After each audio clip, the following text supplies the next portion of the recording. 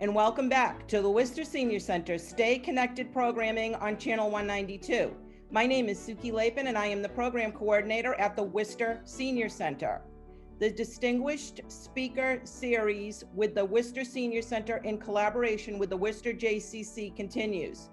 Today, we welcome Mark Freeman, Distinguished Professor of Ethics and Society, Department of Psychology at the College of the Holy Cross, and author of Do I Look at You with Love? Reimagining the Story of Dementia, in conversation with Julie McMurray, Senior Manager, Central Mass Region and Community Outreach, Alzheimer's Association, Massachusetts, New Hampshire chapter.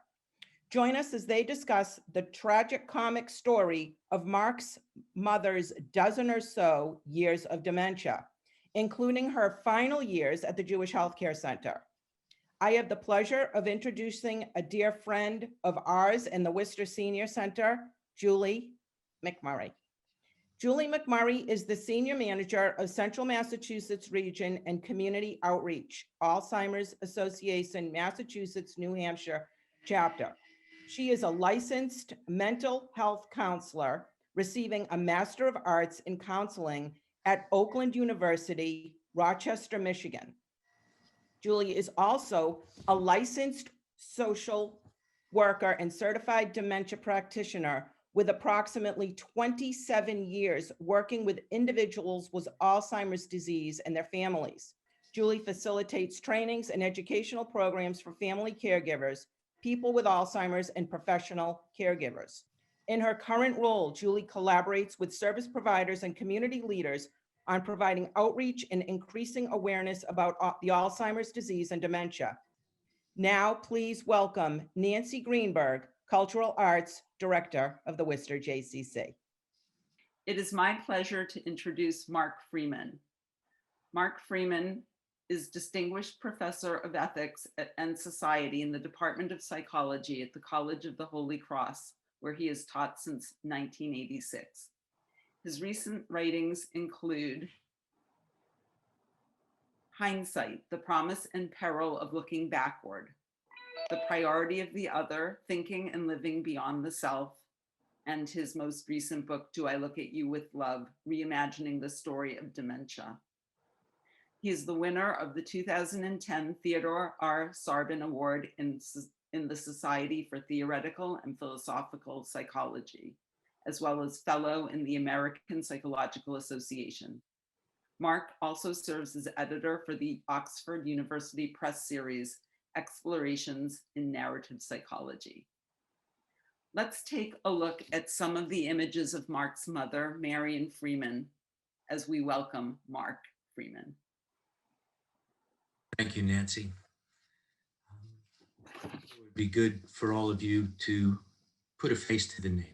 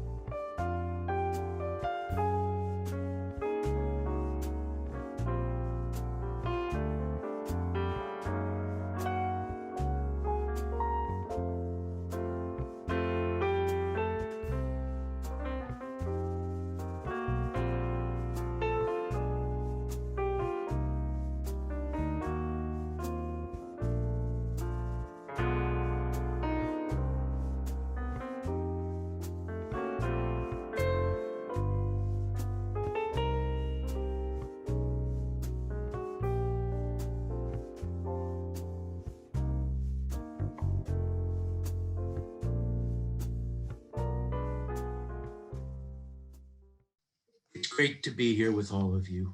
Thank you so much. For over a decade, I sought to tell the story of my mother, who'd been stricken with dementia back in 2004.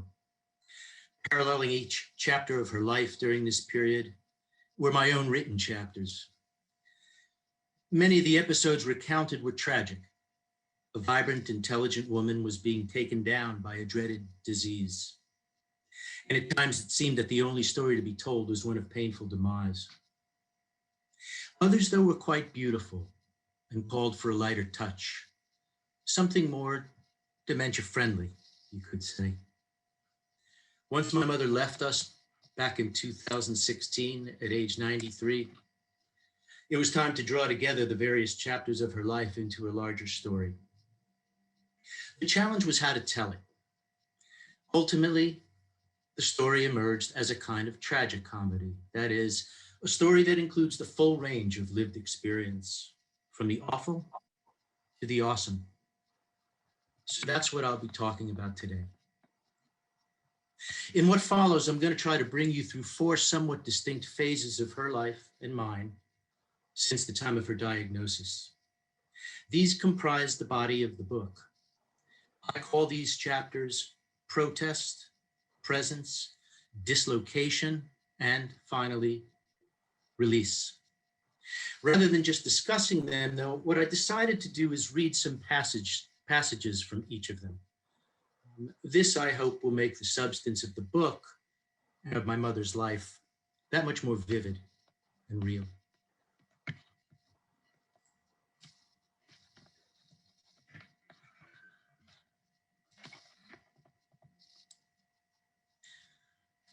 Protest. I'll begin at the beginning when Mom landed at Tatnick Park, an assisted living place right here in Worcester. Truthfully, it was pretty hellish at times. Having no memory of our having visited a number of different places before choosing that one, she was convinced she'd been put there against her will. And having no memory of our having visited her frequently, she'd sometimes speak of being alone and abandoned. She'd sometimes get very angry too, and there wasn't a blessed thing we could do to stop it. "I think I would know if you were here," she would say. "Well," I might have responded, "apparently you don't." Those times hurt.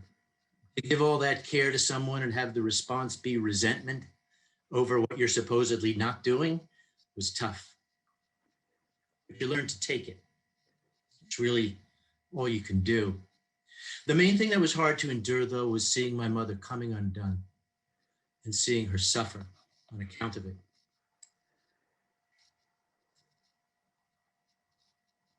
One of the other things that was really hard for her at the time was the fact that she'd suddenly found herself among all these old people with walkers and wheelchairs and all manner of brokenness.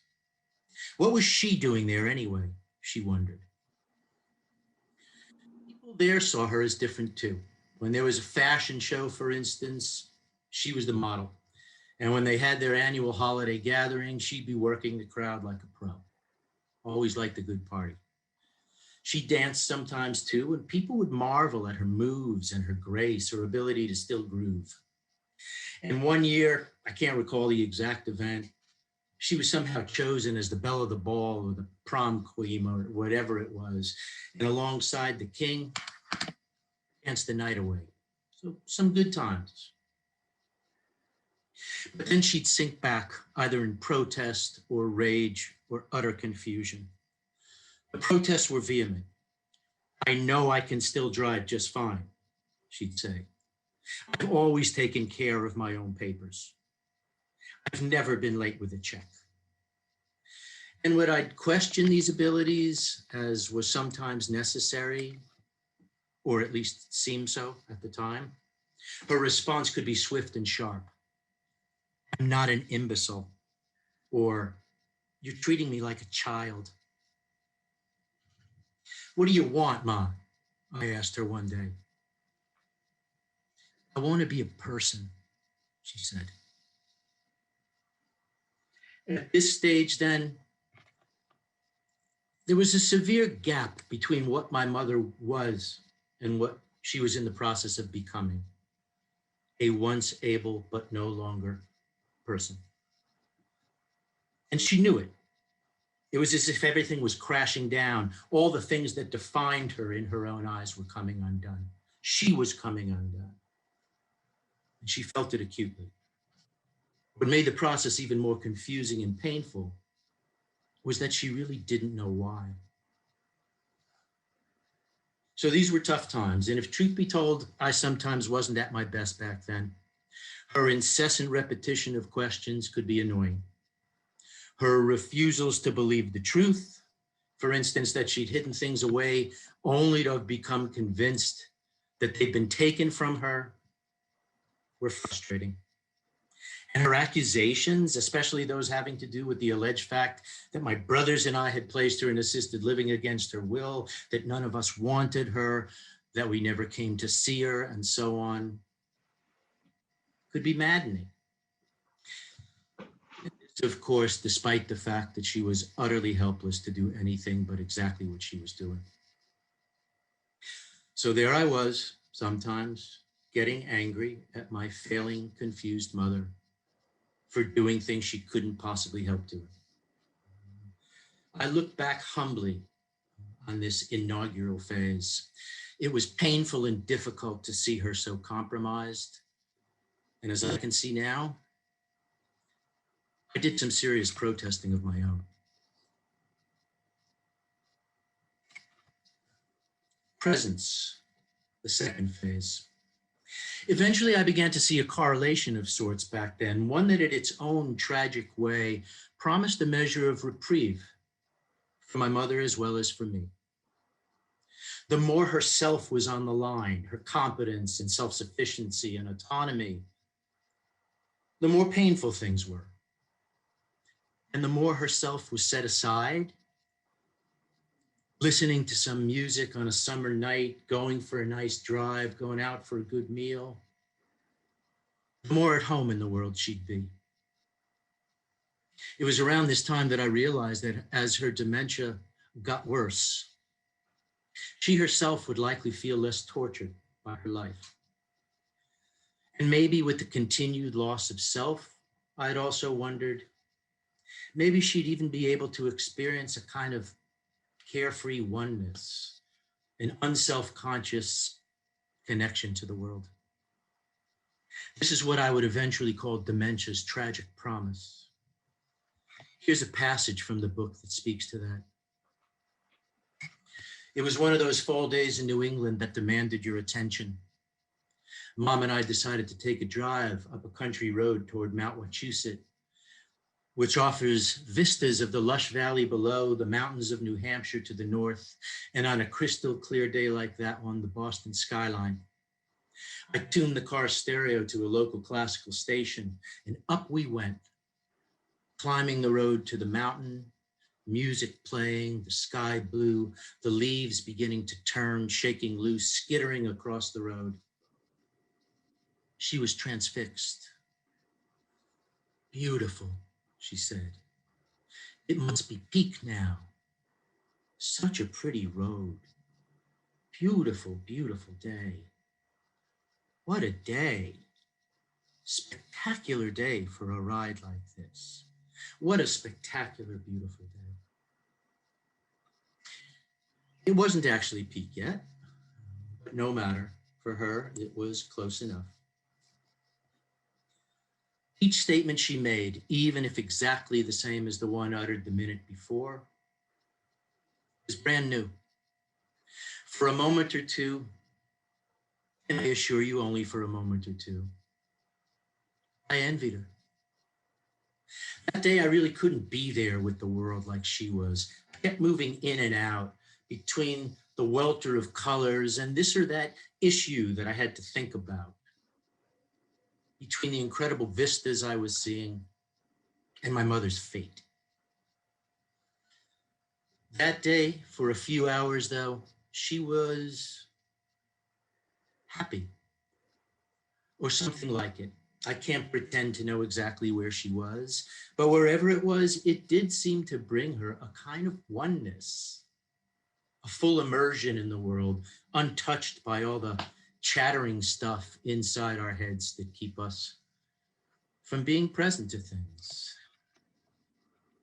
So during this, unfortunately, too brief phase, that's how it was. It was really quite wondrous at times. Dementia's tragic promise in the form of this kind of ecstatic presence. Dislocation. Whatever envy I might have had during the phase I just described, he was cast aside later that year. That's because instead of that seemingly selfless state of carefree abandon that would sometimes come her way, she'd frequently experience a kind of existential dislocation such that everything would become alien to her. Waking up in the morning, she was generally okay. The routines began and she could make her way through them without getting too disturbed. But she'd sometimes wake up after an afternoon nap only to find herself completely lost. In a distinct sense, where am I would become fused with, where am I? The result could be sheer terror. There was another result too. She needed to find me immediately, and she sometimes called, frantically trying to reach me. One night, with the help of one of the aides, she called in a panic and told me in a shaky voice that she was at Holy Cross, where I teach. I doubt that, Ma, I said. You're at home at Tatnick Park. She then asked the aide where she was.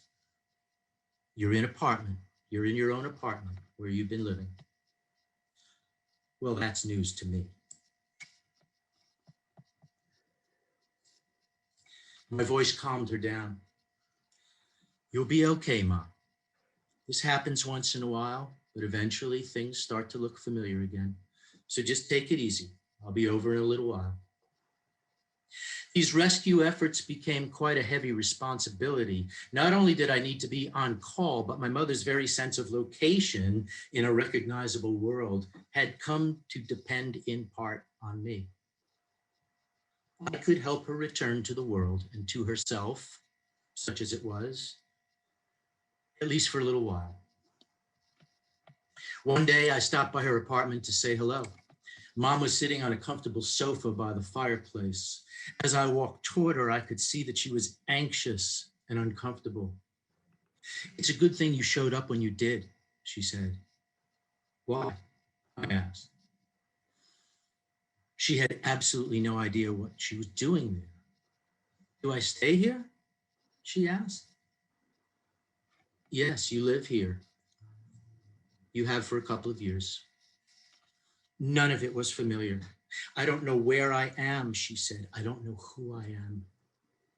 Had I not arrived when I did, she went on to say, she might have screamed. So I wasn't just a caregiver at this phase. Often I was nothing short of a lifeline, her sole connection to reality, and she'd cling to me for dear life. My wife, Debbie, played a critical role during this phase too, and was often there for her when I couldn't be. Leaving to go home or back to work had always been difficult, but it was extra difficult during this phase. On a good day, I'm sure it didn't matter much. Out of sight, out of mind. But I also have no doubt that on other days, Mom would feel abandoned and alone again, without any touchstones, any real connections to the world. I shudder to think about it, even now.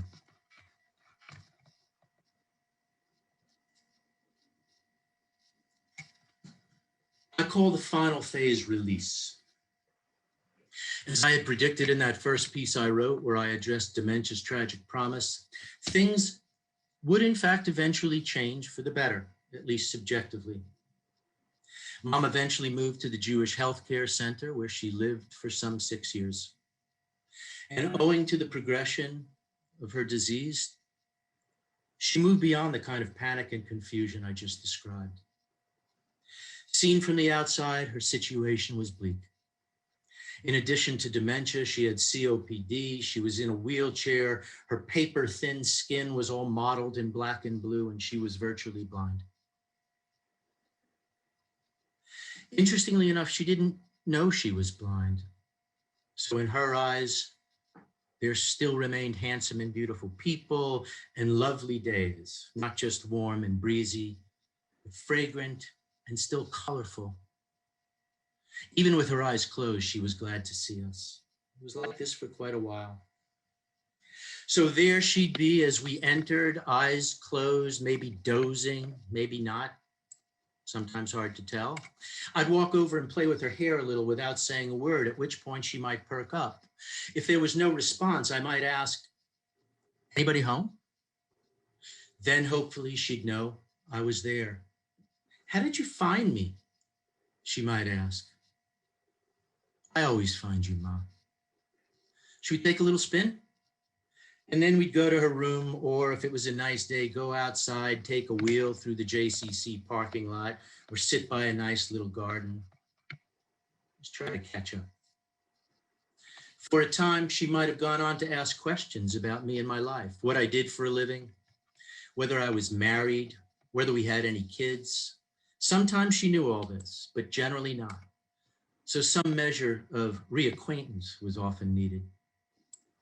One particularly interesting conversation happened when I was about 57.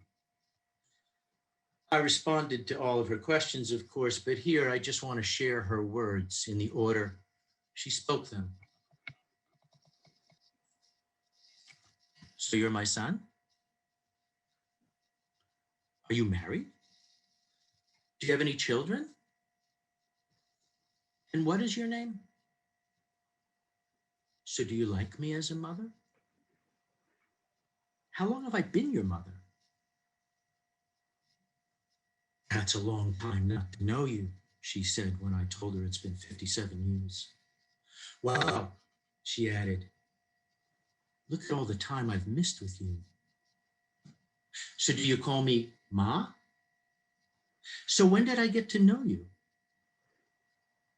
So are you nice? So do I look at you with love?"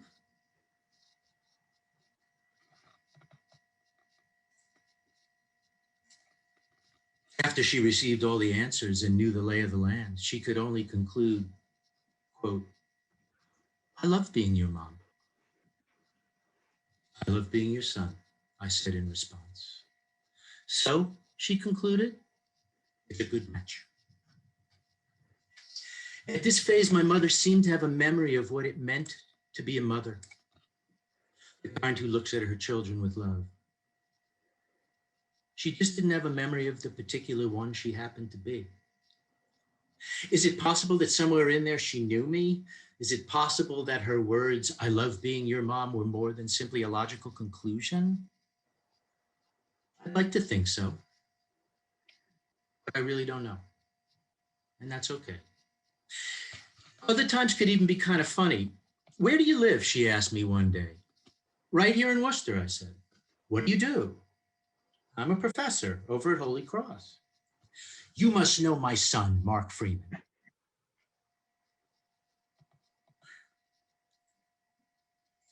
"You know why I'm here?" I asked another time. "No, I'm here to see you because you're my mother." "Oh, baloney." I'm not quite sure what to do with that one. There could be lighter versions of this too. "I'm not your mother, am I?" she might ask. "Yeah, you are." "Oh, for goodness sake. Oh, for goodness sake." "So do you love me?" she asked after one of these startling revelations. "Of course I love you," I said. "Do you love me?" "I must," she said. Great, inferential love. Here's another passage from the book. There were so many times like this, so many moments when in one way or another, Mom would proclaim her love. Many of these proclamations were directed to me, but not only me. Indeed, if I were to characterize Mom's world during the final phase of her life, I said at the eulogy I gave following her death, I would speak mainly of love, not just for her family either. I don't know that she ever knew who the people were who cared for her, certainly not by name, but she knew them by heart, by feeling. She knew they were tender, caring people, and she was grateful, often saying, "Thank you, honey," or "Thank you, sweetheart." "I wish she was my mother," one of them said to me one day. "Shena punam," beautiful face in Yiddish, another of the aides would say to her. I know she loved that too. And I know she loved all the people who dressed her and fed her and changed her and soothed her. She felt held. These were the people at the Jewish Healthcare Center, and we owe them a great debt of gratitude for their care and their love. As I said near the end of the eulogy, and I quote, "I don't want to paint too rosy a picture. There were still some difficult times, and eventually she'd lose much of her vitality. Music could still get to her once in a while, but less and less. And even food, even gooey chocolate, would lose its appeal. A few bites, and she'd be done. No more." That's when we knew we were in a new phase. There wasn't a whole lot we could do with her in her final days. Often, it was hard to know if she was even awake. She'd just sit in her wheelchair, rocking her head up and down, sometimes making a strange noise. She could still hold our hands. She even grabbed them tight sometimes and brought them to her lips. But then she'd loosen her grip and fade away again. I wouldn't call those times good, nor would I call them bad. They were just times. All I could do, all any of us could do, was just take them in, be there with her, be present. That's what I found myself doing the day Rabbi Rudnick called me to let me know she'd taken a turn for the worse. In fact, I found myself coming up with a curious term for what I was doing, or at least what I was trying to do later that day. I was trying to memorize her. Would that it were possible. I concluded the eulogy with these words. Difficult though these years have been, Mom's life was a gift. She helped us stop and attend and love in ways we wouldn't have had she remained healthy. For this, we're immensely grateful. I'd like to think she got something out of it too. Small moments became large and very precious. And even if she couldn't quite remember them, my sense, or at least my hope, is that they took somehow. Given her bountiful love, I'm pretty sure they did. I take a lot of consolation in that. She, Ma, Grandma, great-grandma, Auntie, Marion, was a good mother, and mother-in-law, and grandmother, and all the rest. Let's do what we can to keep her in our hearts and our souls. I hope this book is helping to do exactly that. Thank you so much, Mark, for sharing your story and reading those passages. I really appreciate this opportunity. And so I want to ask you some questions. Why ultimately did you decide to write the book? Yeah, there were lots of reasons, actually. For 30 plus years, I'd been studying memory, identity, people's life stories, and so on. And so, as difficult as it was to see what my mom was going through, truthfully, there's a part of it that was also fascinating. Mm-hmm. And I felt like I was learning a lot, hands-on, about some of the issues I've been thinking and writing about for years. And my way of thinking things through generally is to write. And that's what I found myself doing from the get-go. The first piece that I wrote about her situation was back in 2008. And I just kept doing it. So, you know, I was given a kind of opportunity, and I don't mean that in an opportunistic way, but I wasn't one to ignore what was going on. I sort of had to think it through. So that was part of it. I mean, the other thing is, I wanted to preserve her in some way, right? So writing a book like this is an act of preservation. It's an act of commemoration. I mean, so much of what went on during those years slipped away, right? Mhm. And one of the things I decided to do was to see what we could hold on to, what we could preserve. And so, you know, writing is also memory. And writing was a way of remembering. So that was part of it. The other thing is, I didn't know too much about dementia, truthfully, but I knew something about it. And for the most part, the stories I'd heard or come across were tragic through and through. And I know for some people, that's how they experience it. I wound up experiencing a real mix of things. And I also found that intriguing. And eventually I said, I want to be able to tell this story because I'm seeing more dimensions of this experience than I knew about. And I thought it might be a good idea to share them with people, not in the name of a silver lining. I don't know that this is a silver lining story, but in the name of showing that, you know, even amid real tough times, at devastating times sometimes, there could be beauty and light. That's what that book is about. Great. Thank you so much. In the second chapter, you discuss not using the label or the word Alzheimer's, choosing to use the word dementia instead. Can you tell us why? Yeah, I should note that in talking with my mother, I didn't use either word because I didn't think there was any reason to use it.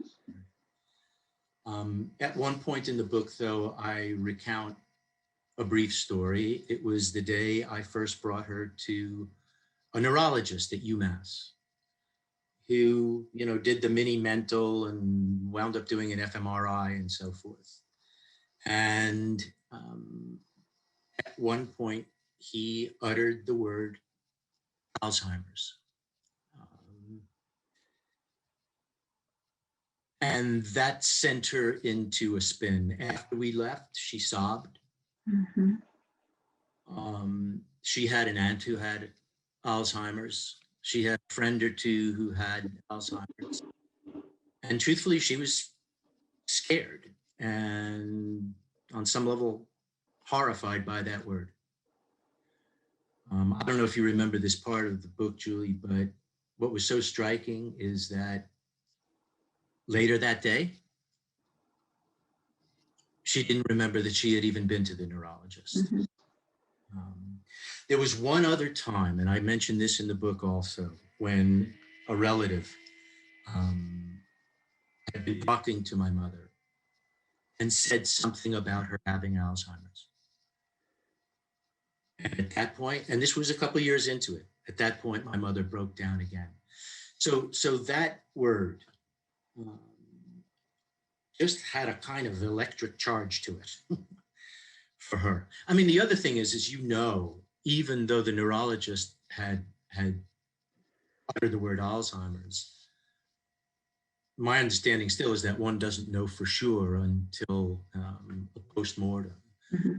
And so I just decided to go with the somewhat more non-specific dementia whenever I wrote it. Mhm. So I'm still not positive she had Alzheimer's, but for me, it doesn't matter a whole lot. But I think for a lot of people, it's a scary word. It certainly was for her. Mhm. So you just read part of your mom's eulogy, and I want to reference that. That despite the difficult years of your mom's journey with Alzheimer's, her life was a gift. She helped you stop and attend and love in ways you wouldn't have had she remained healthy. Can you talk a little bit more about this? Yeah, sure. Well, there's one really basic thing I can say. We spent way more time together than we would have had she remained healthy. Mm-hmm. Lived in Worcester, but had she been healthy, I would have picked her up. We would have gone out to eat or had a gin and tonic on a nice summer day or what have you. And probably days would have passed and then we would have gotten together again and so on. But this was different. Mm-hmm. Different. I saw her very regularly, multiple times a week. I didn't see her every day, but I saw her very often. And for that reason alone, we experienced, I think we both did, a kind of intimacy that we simply wouldn't have had otherwise. Mm-hmm. So, it's strange and maybe ironic in a way to think that something like this might be required in order for us to achieve that level of intimacy and relatedness and care. But it may be so. Also just getting to see her and on some level know her better. I mean, despite the fact that she had changed in substantial ways, she still remained her. Mm-hmm. She was witty. She had a great vocabulary. She loved music. And there was some real enjoyment. I mean, I loved going to her place and, bringing her a hamburger or a piece of chocolate cake and so on. I mean, it's odd to say, you might remember this passage, but,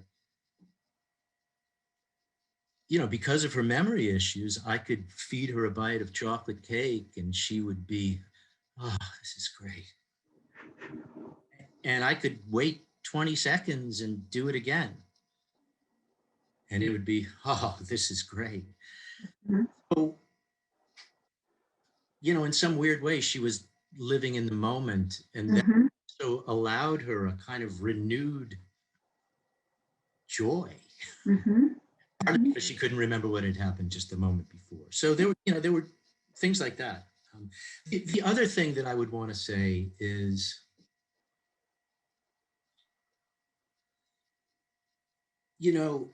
she helped me kind of get out of myself multiple times a week. Right? I mean, we have so many responsibilities and every day is filled and we're busy. Well, I had to go there. I wanted to go there. It was my responsibility to go there, but I don't mean that in a kind of hard sense. And when I went there, I had to be there. Yeah. To be there for her. I had to be there with her. And I learned how to ratchet everything down, Let's just go sit in the sun for a few minutes. Mm-hmm. Feel the breeze, whatever. I said at one point in the book, I think I was a better person in some ways when she was alive. And that's because there really was a regular something outside of myself that required my undivided attention and care. I mean, don't get me wrong. I had my wife and my kids and my grandson and all the rest. But going to my mom's place and just being with her had become a kind of discipline, almost a kind of meditation. And And it was a gift. Mhm. That was a gift. It really was. Mhm. You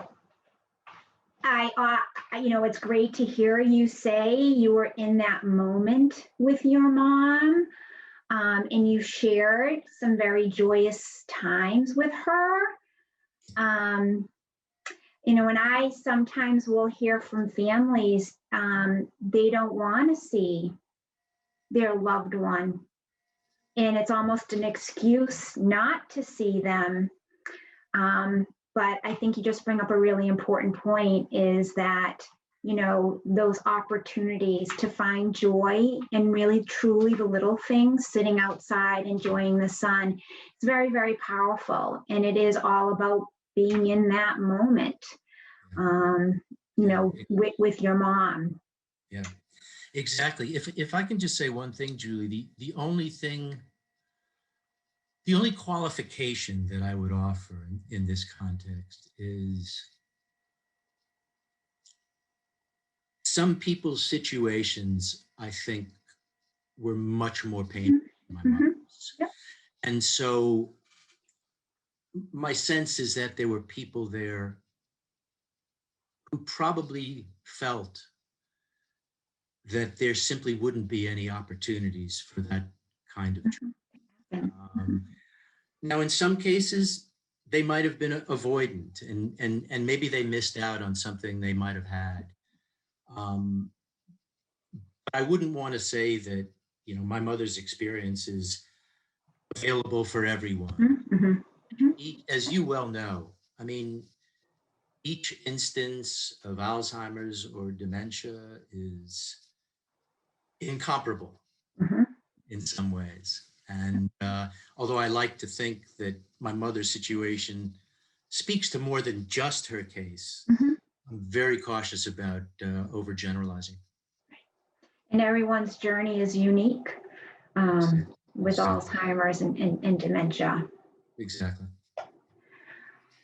It's clear that you went through some very tough times, especially early on. It's also clear that your mom got to you at times and that you were frustrated, even annoyed with her.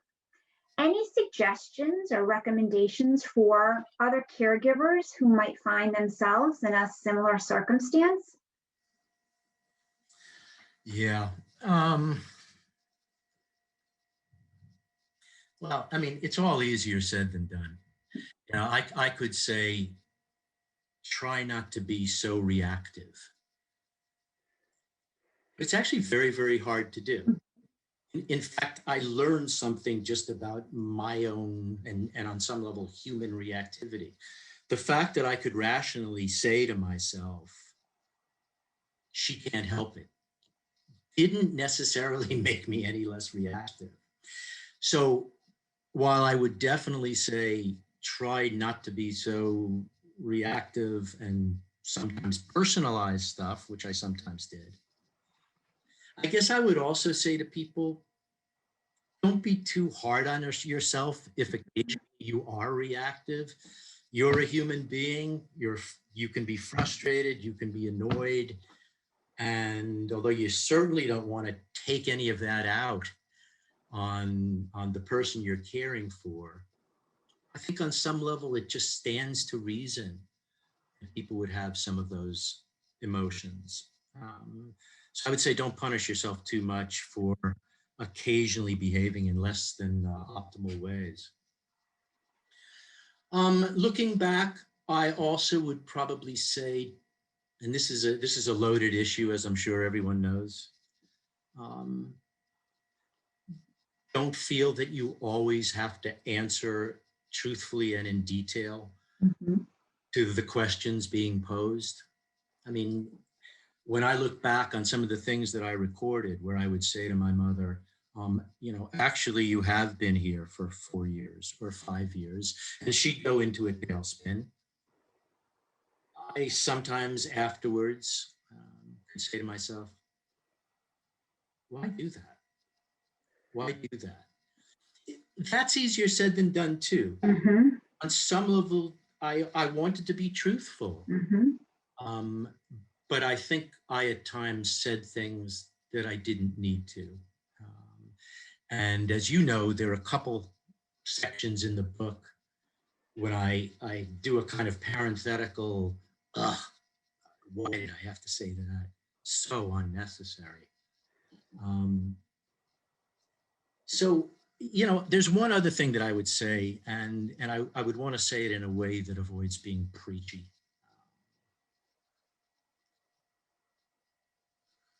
To the extent that you can do it, I think it's important to just experience this sort of situation as life.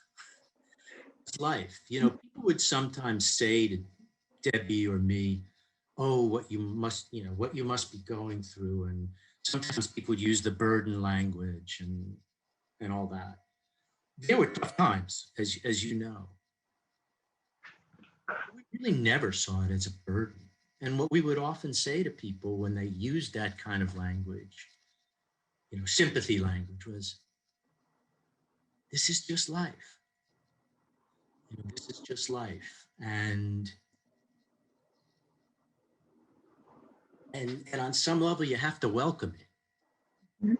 And even in its pain. And that helped, actually.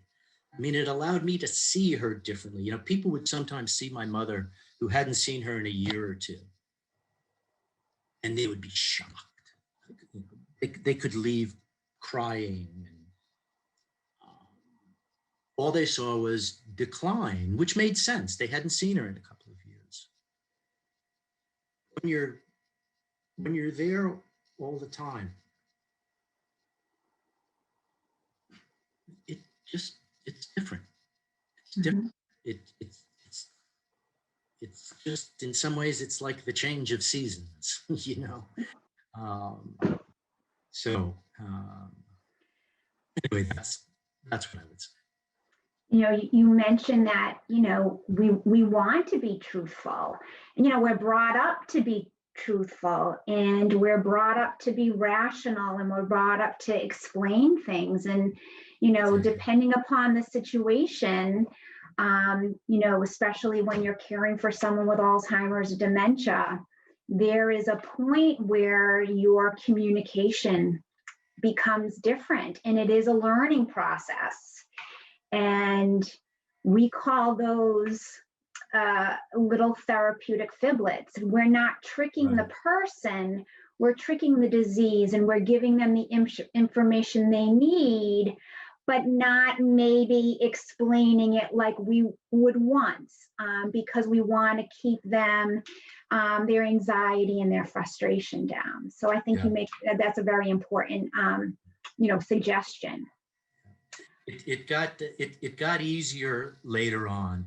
You know, when she arrived at the Jewish Healthcare Center, she could say things like, "This is a lovely place, isn't it?"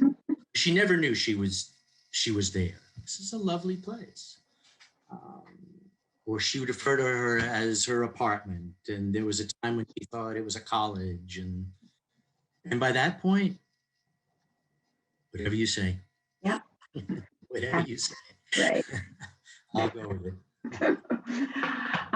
It's possible that some people reading the book might think that it's a bit too upbeat in places, almost like a silver lining sort of way.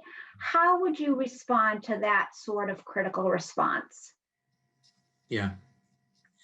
I mean, this gets me back to the point I began to address before. I would say two things. I would say I tried to tell this story in all of its fullness, and for me, for us, that meant not shying away from the parts of the story that were painful and difficult, tragic, but also not excluding the other parts that I've shared that were beautiful, kind of redemptive in a way. And so I would say I this is the reality that we lived. And so Mhm. it made the most sense to tell that story. But as I said before, I would be quick to add, I would never say that this is how dementia came. Mhm. There were people on my mother's floor at the Jewish Healthcare Center who seemed miserable much of the time. And if somebody were to write their story, Mhm. I don't know that it could have been a tragic comedy. Mhm. In fact, they wouldn't have wanted to write the story. And had my mother's story been exclusively tragic, I don't know that I would have wanted to write it. So this gets us back to the uniqueness that you talked about before, Julie. All these cases, all these persons are different. Mhm. There is no one Alzheimer's. There is no one dementia. There are some regular things that happen. It's, but how that is experienced, the degree to which a person transforms from what he or she was, all of that varies. All of it varies. So I have had people say to me, yes, I could really identify with this. It was reminiscent of what I went through with my mother or whatever. So had people say, we had a much rougher time of it, much rougher time of it. So, yeah, I on some level I would have to accept the criticism, but at the same time, I wouldn't want to change what I've written. I wouldn't want to exclude the highs, the highs and the lows. Mhm. Mhm. So, Mark, what about your family's response to the book? Your brothers, for instance, have they been receptive? Yeah, I mean, fortunately, they have.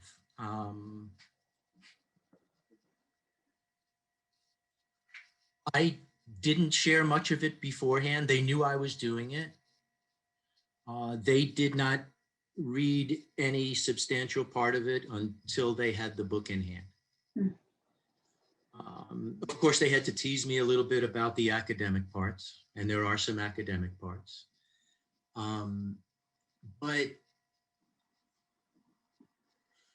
But both of them were quite grateful. They were quite grateful because the book gave them memories of, and even if those memories weren't necessarily theirs, my mother was able to come present for them in a way. And so both of them, along with both of my sisters-in-law, wrote me quite lovely notes where they expressed their appreciation. I mean, truthfully, they've come to find the book a kind of a treasure. I mean, again, an act of commemoration. And I think they're taking some pleasure in just being a part of that. So, yeah, I mean, fortunately, that's a good thing. And they haven't come back and said, like, I didn't know about that, or, I had some concerns, but pretty moderate ones. So I'm glad it's turned out the way it has. And I'm sure, like you mentioned, even though you talked about, your memories and your experience with your mom, it must have conjured up some of your brother's own experiences that they then remembered and have fond memories of your mom. Yes, absolutely. Thanks for reminding me about that. Right. They didn't experience this as, just Mark's memories. It evoked a lot for them. And they treasured that too. It brought back some things that they hadn't remembered for a while. I mean, my mother's been gone 5 years, and the phases especially kind of gave them a little bit of a scheme for remembering that they might not have had otherwise. So yes, that's absolutely true. Absolutely true. And some of those, positive stories can really still bring so much comfort, I mean, yes, we know that it's difficult and it's a challenging and a brutal disease at times, but also just all those memories, can bring comfort. Yeah, no, for sure. For sure. Yeah, I think it's interesting that we're saying this in the context of Alzheimer's. Memory is key. Mm-hmm. Memory is key in this context. I know. Preservation, I call it, or conservation, if you want to think of it that way. Right. Yeah. So what have you learned about your experience with your mom, about dementia, life, death? What are your takeaways? You have an hour or so, Julie?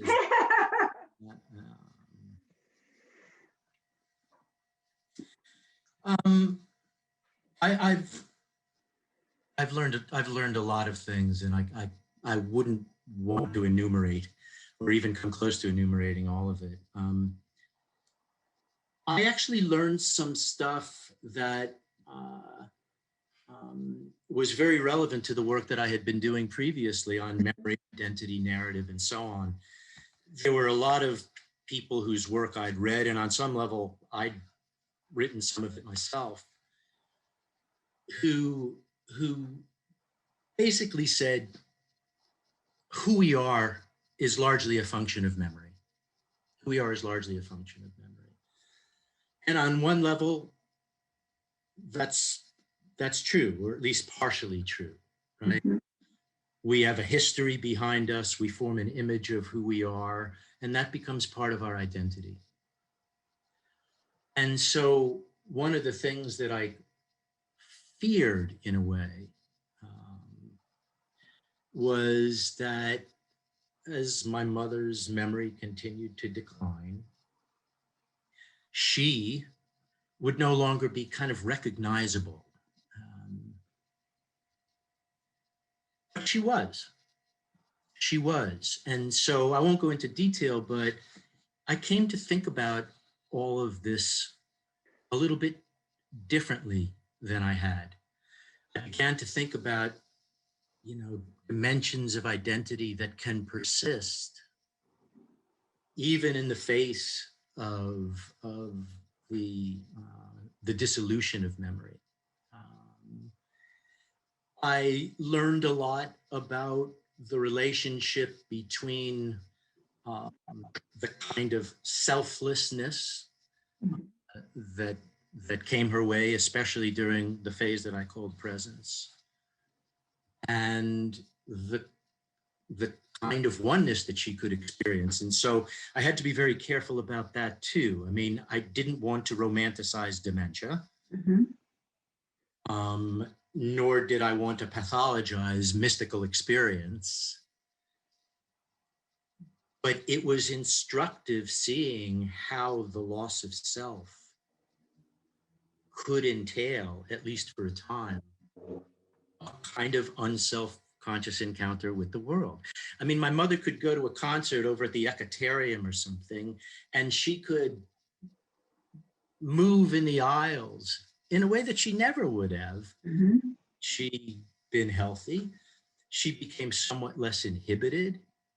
She, again, wasn't nearly as encumbered with all the stuff that encumbers us and so on. And so, again, I don't want to do a silver lining thing, but I felt like I learned something there too.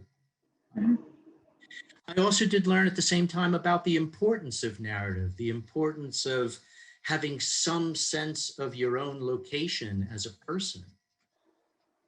When she was in the third phase of dislocation and she didn't know who she was terrified.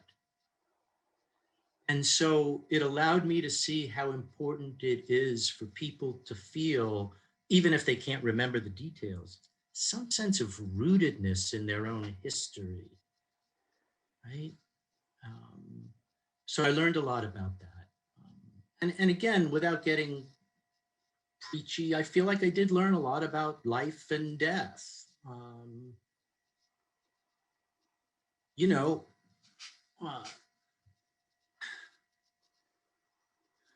Death is something all of us, to a greater or lesser degree, fear, I think. Mhm. And I'm not about to sit here and tell you that I don't. But I must say that the final days that we spent with her in a kind of vigil, and the final moments that we had, you know, my wife and our two daughters in a room with her, they felt holy in a way. Mhm. They really did. And I mean, this might sound kind of weird, but she wound up dying shortly after midnight on the Sabbath.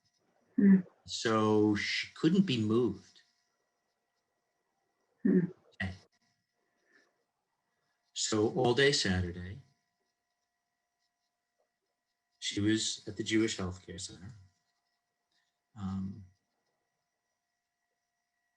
And we went and spent time with her. Mhm.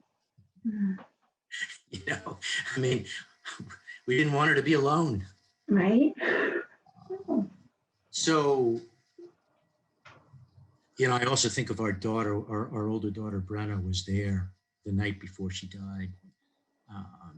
My wife and I were actually at a concert for a while, and we came back and we spent some time with her. But I think that was a valuable experience for our daughter. Mhm. Scared,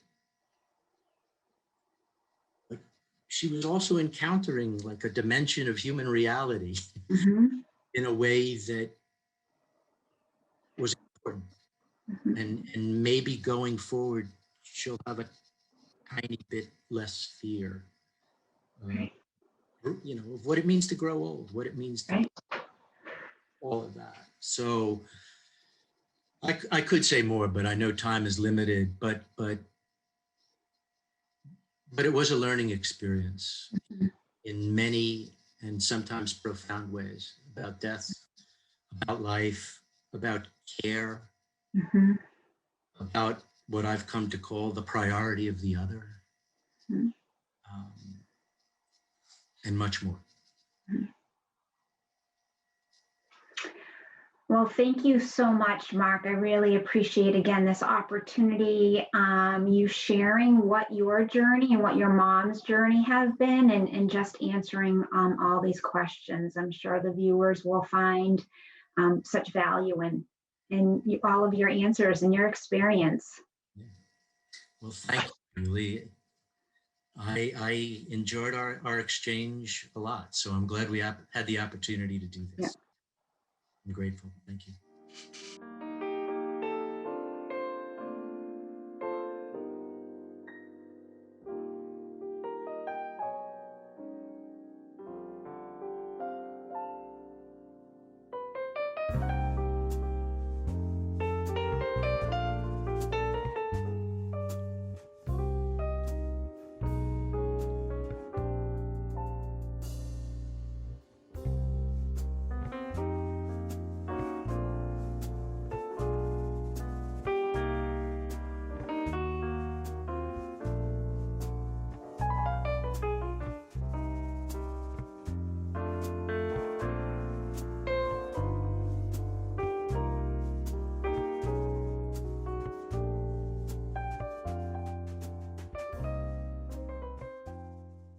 On behalf of the Worcester Senior Center and Worcester JCC, I would like to extend our heartfelt thanks to Mark Freeman and to Julie McMurray.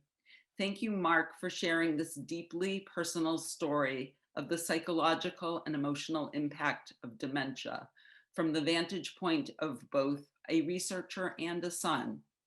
And thank you, Julie, for your expertise and compassion on this topic and for providing insightful and illuminating questions.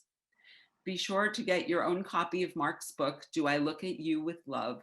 It is available online and at your local bookstore. The Worcester Senior Center and the Worcester JCC have a long history of collaboration. Thank you, as always, to my colleague and dear friend, Suki Lapin.